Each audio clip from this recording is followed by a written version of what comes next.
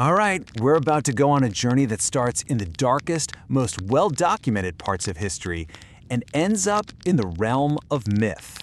We're talking about Nazi black projects. It's this chilling mix of horrific science, massive secret construction, and supposed wonder weapons that honestly still captivates and disturbs people to this day.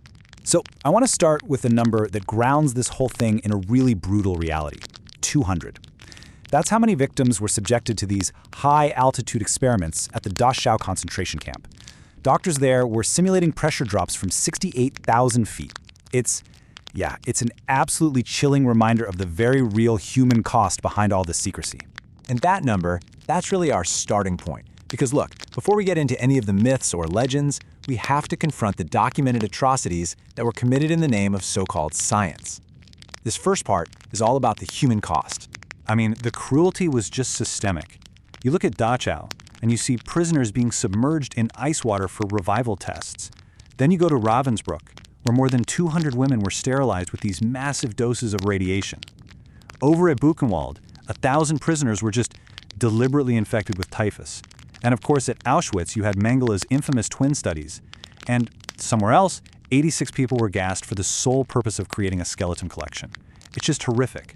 So when you add it all up, the scale is it's almost impossible to comprehend.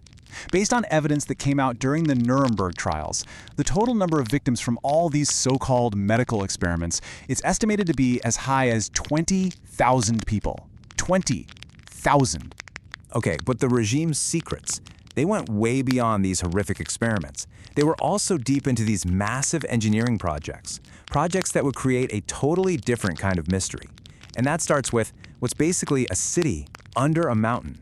We're talking about Project Riese, which literally means Project Giant. And giant is the right word. This was a huge, top-secret construction project that was happening pretty late in the war, from 43 to 45, deep inside the mountains of what's now Poland. And when I say the scale was colossal, I'm not kidding. They carved out 7 enormous underground complexes. We're talking 35 kilometers of tunnels connecting them. And who built all this? 13,000 slave laborers. The conditions were so brutal, it's estimated that something like 40% of them died. So, what was the point of all this?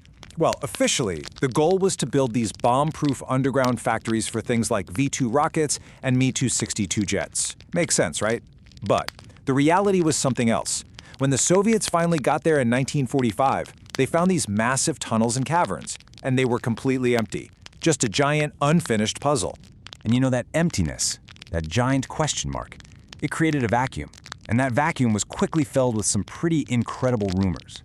This is the point where our story really pivots, from documented physical history to speculative myth. And it leads us right to the mystery of Die Glocke. So, what is Die Glocke? Well, it's German for the bell, and it's the name of this alleged Nazi Wunderwaffe, or wonder weapon. The whole legend, which was really brought to light by a Polish researcher, claims this was some kind of top-secret device with truly incredible and very dangerous capabilities. And supposedly it was being developed right there in the Riese complex. And what's crazy is how specific the descriptions are. People claim this thing was massive, maybe up to 9 meters tall, weighing 3 tons. Supposedly, it had a porcelain interior with 2 copper drums spinning in opposite directions. And inside, it was apparently filled with these really mysterious liquids, a red mercury-like substance called Zerum-525, and a violet liquid with thorium peroxide. The details are just wild. And the way they supposedly turned it on was just as detailed.